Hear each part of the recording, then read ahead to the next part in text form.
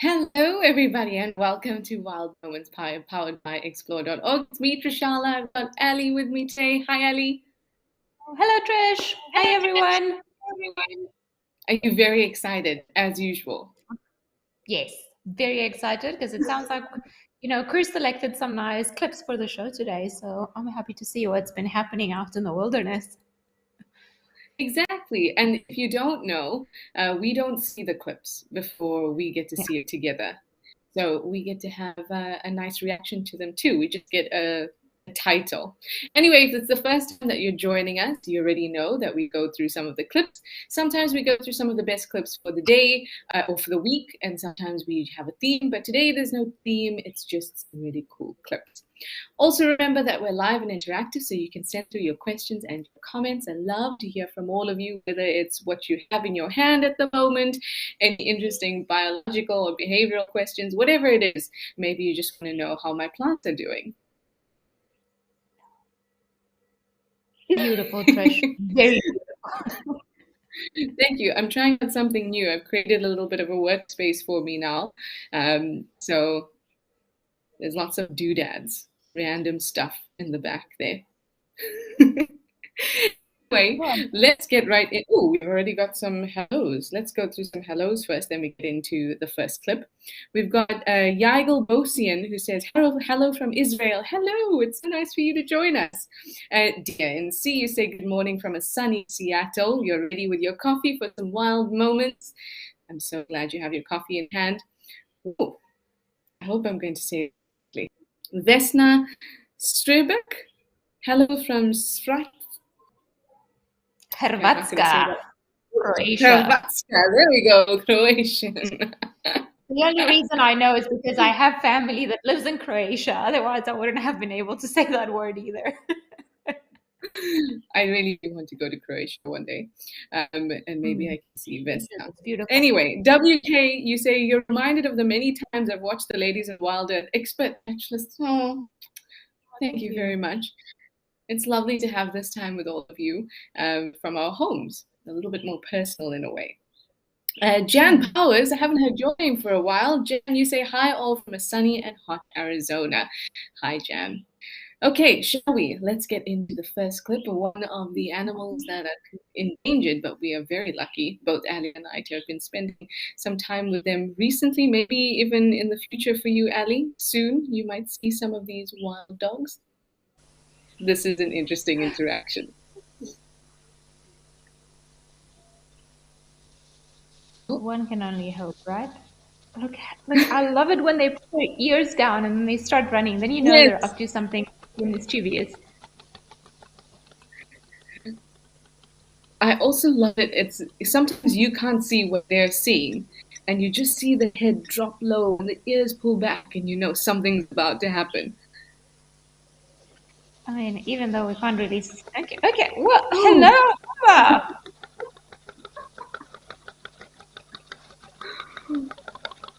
Oh, that was quite interesting.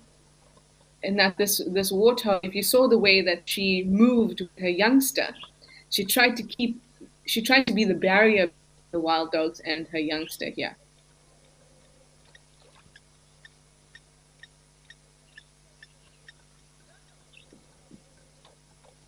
I love these standoffs, and you see a lot with wild dogs. They seem to be so calculated and strategic, and they take moments to pause and to kind of think about what the next move is, and you get this awkward few seconds between them and their potential prey where they stare at each other.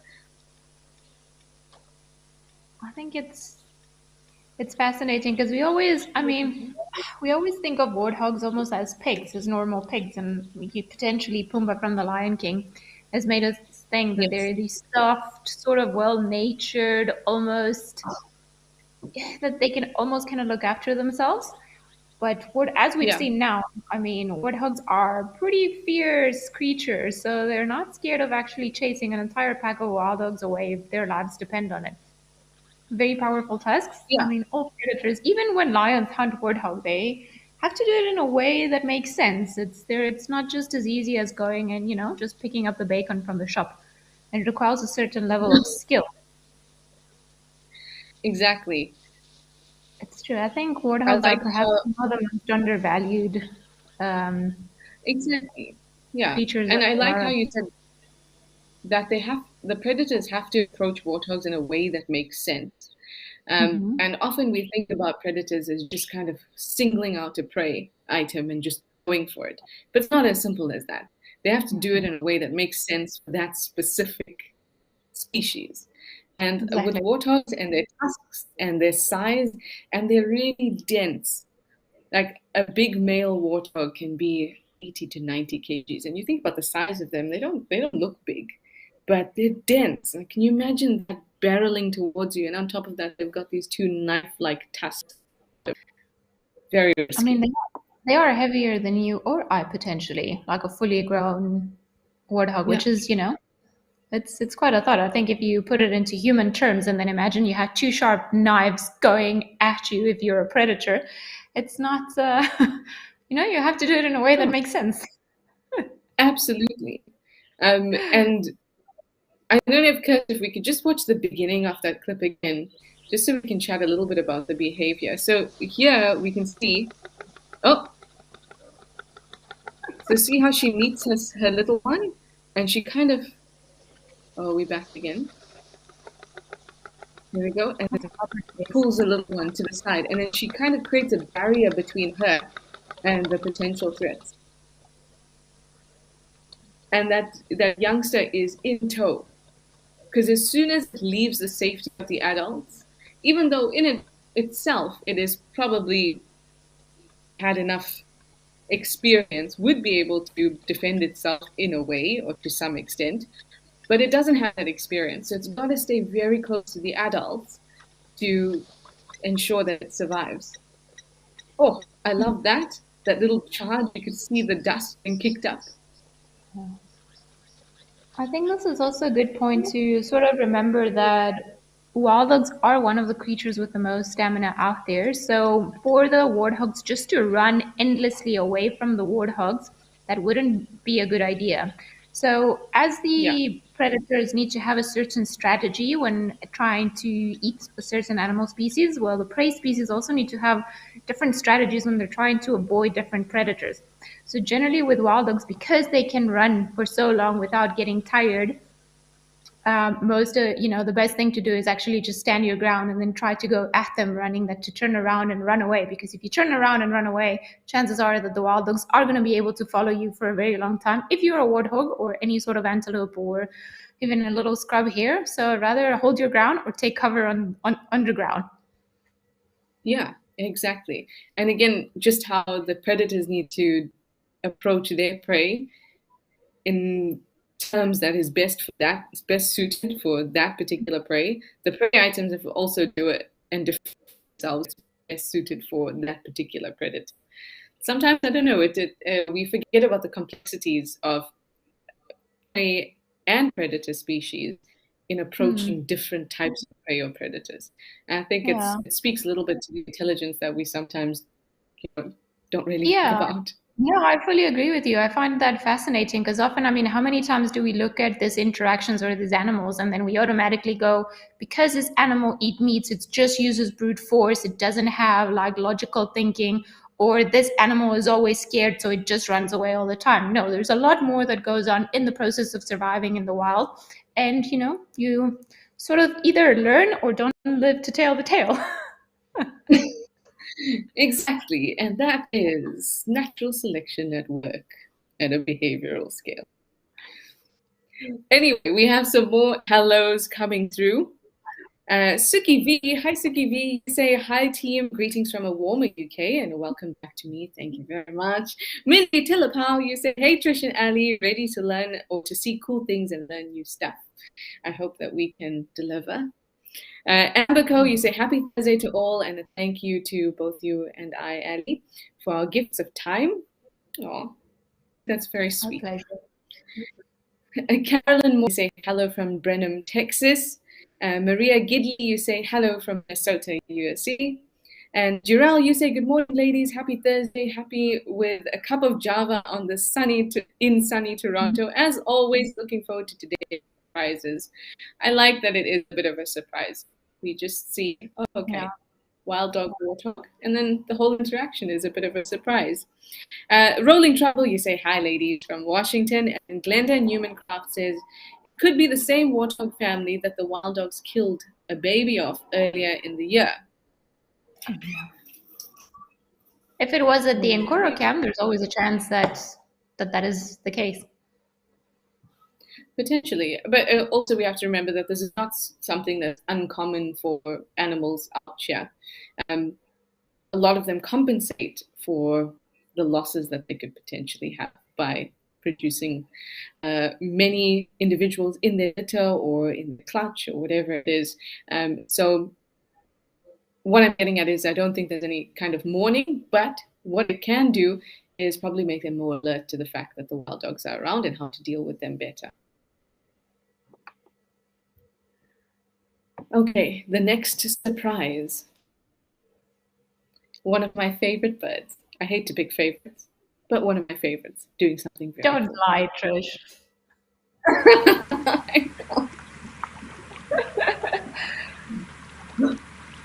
You know, everyone's hungry. This should have been the theme for the show. Hunger strikes again. Exactly. The theme should have been everyone's hungry. Come on down.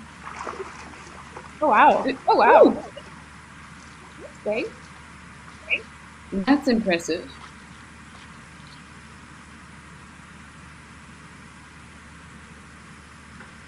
I'm just so interested to see how this is going to go down, literally. I mean, I don't remember who, I think I said this to Ben, but one of the best impersonations I've ever seen of a human trying to explain how a bird puts things down his throat was actually done by you, Trish. You were doing a hornbill eating a caterpillar, and then that will stay with me forever. I remember this. And again, as we were saying earlier, it's not just that the saddle-billed stork just caught the catfish and then that's it. It's not, you know, now it's trying to grab it. It's slippery, of course. If you've ever tried to hold a catfish, it's very hard. Or a barbel, as we call them in South Africa. So they're slippery. So I think what happened is just like it kind of just slipped away because it was moving. It's on the ground, can't really get it again. But it requires a certain skill because the saddle-billed stork is not going to sort of tear it apart and break it open and then have chunks of it. It's likely going to try and swallow, or well, it will swallow the entire thing, but it's got to get it into the right position to be able to do so. Yeah. I mean, so Chris says that it. Yeah, so Chris said it took the saddle-billed stork about 45 minutes to actually get it down. And if you think about not having teeth, I think it'd be tough. You gotta, like the saddle-billed stork did, beat it to the point where at least it's a little bit easier to get down. I mean, clearly it's dead. It's probably been dead for some time, but the whole experience is not over. Oh, there we go. I mean, it even got dark. This was more like a dinner feast. To be fair, it was quite a big fish, so I think this saddle-billed stork will potentially be happy after this. Oh, there we go. Oh, look at its neck. Yeah. Oh, wow. Ooh. Oh, wow. Yes. Oh, you can even see the white expanding at the bottom. That's really, I mean, both these species are very interesting species. The saddle-billed stork, for me, I like them because I think they're beautiful. I love that color blocking kind of thing they have going on. But also they can be super aggressive. They've been known to follow red-billed quilias and just wait for nestlings that fall out the nest so that they can devour them. They're quite intense. Devour, yes. They're big and they're bullies, like everything else. And then the catfish, or like Abby said, we call them barbels. Yeah, and that's because they have those. So there's a lot of fish that fall into the group of barbels, and catfish is one of them. What is the other one? Also a super common one. Anyway, the name soon. But they have those organs that make it look like they've got whiskers, which is also why they're called catfish. And they don't have scales, so they're super, super slippery, and they can get massive. Yeah, they can get monster size of size. me massive. Yeah. And as you all Actually, know, a bit I scary. You have don't want to encounter them in muddy waters because they'll eat us. No, exactly. And it's just about 1.5 meters. They can get up to like 60 kgs. I think the South African record, angling record, is like 35, but they have records in other parts of the world of about 60 No, kgs. thank you. That is humongous. Humongous. And so this one looks not very large at all, but as you know, if it's a small pan or it's a pond or whatever, a fish is not going to get larger than what that space can accommodate, just like a plant in a pot. So this might be the biggest. I mean, I've seen a little larger than this, but I haven't really seen much larger than this out in the types of pan dams that we're used to seeing. No, I think that's a good average size. But I mean, it's also nice. So definitely keep an eye out on the cameras again, because finally it might seem like water levels are starting to drop. We're still having a lot of rain everywhere where we're not supposed to. But as the water level starts dropping, then, you get to see this type of kills more frequently, which is also super interesting. Because I mean, the fact that took about 45 minutes, I don't know if I would have had the patience to just sit and, I mean, probably knowing me, yes, I would have. But 45 minutes. I suppose that's like the human level of cooking like a full-on meal. Not Well, that, yeah, you a know, little bit extra time, yeah. yeah, But like um, but it's almost like having the cooked meal ready for you to eat, but you just can't get it down for 40 minutes, which I think is torture. because it's too hot or it falls on the floor. Oh, the nightmare. Oh, goodness. Anyway, we digress. Oh, we've got a couple questions. First we'll say hello to Magdalena M. You say hello from Poland. Hello, Magdalena. Jane, you would like to know, how hard would their bite be? I The don't barbel's actually bite? know. I think maybe the bite of the. I of the should say though, saddle. I have unfortunately been bitten by all sorts of birds and things. When I worked in this rehab center, I had to shove things down animals' throats for medical purposes, not because I was trying to kill them. And they're a lot stronger than what they seem. So they definitely hurt, and then they definitely can hurt you. Like, I mean, if they grabbed your arm, they would probably draw some blood. If they, it's not like they're going to rip your arm off or anything like it. But I don't know exactly how. I don't know if it's been measured what the pressure per square inch of a Stork bite would be. I don't think so. I mean, there might be some information somewhere out there, but we're not exactly sure. I think the majority of any injury would come from either the edges of the beak, which is sometimes equipped with very fine serration, Mm-hmm. and and if you looked at it, it was kind of stabbing at the catfish, which is an effective way. You impale and then move away from the water so it can't escape. But luckily, I don't think I've experienced being bitten by a bird before. I don't think so. But I'm Vultures, not sure. another level of pain, hey? Oh, Yeah, those have you are been? some. No, I think that would take a finger. A vulture would take a finger. Right, you have to be Mm-mm. careful. Like it's no joke. You really have to be careful with the way you handle certain bird species. Just grab them by the neck. Make sure you grab them properly. If you were asking about the barbel as well, I have no idea. I do know that they have quite a few teeth, but I don't know what the bite force would be. But they're probably gonna draw some blood if they bite you because they have teeth. Rolling Cowboy, you say it took a bit, but it was great to watch. It's cool to watch these kinds of things. It also shows you the kind of patience that animals have when it comes to a good meal. Okay, Kim Hai, you say, would it not break up the fish a bit by stabbing it? It could, but I don't think the purpose of stabbing it is to break it up. The purpose of stabbing it and kind of beating it around, not to break the body up into pieces, but to break everything internally, so that when it swallows it, it kind of all, you know.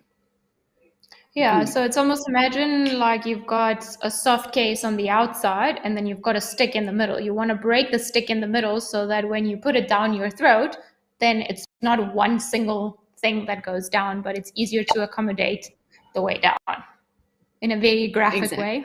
I feel like that's that would be the way. I mean, I just thought of sword eaters when you said that. I was like, yeah, interesting. What a talent. And then, this is really interesting. Carolyn Morgan, you say catfish also have sharp fins that can cause considerable damage. They do. They have spines at the end of some of their fins. And many birds that hunt catfish will actually try to pull those spines off. So maybe the thrashing also aids in that, but I would imagine that holding with a foot or something like that and then pulling would probably be the best way. But hey, I'm human, so my thought process is a little bit different. Well, I mean, it's a little bit like bee eaters and kingfishers and things when they actually catch anything and they rub it against trees. The whole idea is to get rid of maybe not the fins, but to get rid of the things that might get stuck in the way as they swallow their prey whole. So just a bit and of a... also the larger the cat or the more mature the catfish is, the more obvious and harder, and the more those spines kind of protrude out. And so this one looked particularly mature, so it might have not really required too much fussing from the saddlebill stork. But it's really cool. Barbels are also amazing little fish. Very common, but I must say I've only ever seen them when they've been somebody else's prey, unfortunately. Anyway, let's move on. Oh, goodness, it's already 22 minutes past. Let's move on to the next clip. A little bit of cuteness this time. We've got a baby hippo. These are my favorites. It's like a little Vienna sausage. Eating sideways. Oh no, it's sleeping. I'm sorry, I thought you were eating. Is it eating? I don't know what it's doing. I mean, why not eat while you fuss? I think this is the hippo equivalent of a tantrum. Exactly. I was just thinking about my kids at a grocery store that are on the floor. And it's just like, I'm not interested. I've been walking too much. I'm not even hungry anymore. Oh my goodness, I can't deal. There are certain animals and certain creatures that just strike that particular chord for every person. For me, baby hippos, I can't deal with them. They're just too adorable. I think, they might be in my top 2 of the little animals of the bush. Oh. So cute. I also think so, Ali. Like, baby hippos are absolutely adorable. Oh. Look how it runs. How cute are those little legs? Yeah. And I love how mom's just like, yeah, you carry on. I'm busy eating. To be fair, it must be really hard to be the mother of a wild creature that just bites and never... I mean, it's already hard. I see some of my friends that are parents, cursed included, and how it's really hard to be a parent. But I mean, imagine when you have something else that is as independent and already, like, almost from birth can run around and then just cause havoc. I think maybe that adds a certain... And, they can get killed by pretty much anything in its environment. I think maybe that adds a certain 2.0 level of difficulty. A certain extreme element to mothering in the wild. So apparently this little one is becoming quite a character. And that you've seen it about here at Tembo Plains quite often, which I think is just adorable. The next thing you should do is try to, I mean, it's very young. Maybe we could inches, and maybe it becomes a little one that we get to know well. Oh, that was so careful. The mother lifted up her back leg because she knew her baby's face was. Oh, This is 100% a hippo tantrum. was that not the cutest thing you've ever seen? Oh my gosh. I think this might be my most favorite video of all of the Africam shums I've ever done. Shows, not shums. Yeah, but I'm gonna just keep on eating. Don't you want to just, I mean, I know this is probably all my girly instincts coming out, but don't you feel like just sitting down next to it and then just patting it and being like, it'll be fine, don't worry, she'll come back. And also to just maybe like roll around with it, you know? Be part of this fun that it seems to be having. I just want to like hold it. There are certain things that just, feel like lion cubs, leopard cubs, and baby hippos. I just want to grab them because they are too much. I cannot handle that cuteness. Oh, but you know, there's roles. There's just all these roles. And I mean, I hope I'm not minimizing the cuteness factor here, but we seem to have evolved to find big eyes, big heads, and fatness very cute. All those things, of course, have to coincide with the fact that that's what our children look like. They have big eyes, big heads, and rolls. So it's important that we find those things cute. And otherwise, we won't be able to take care of them. But mammals also, like across the board, mammals, they have that same look.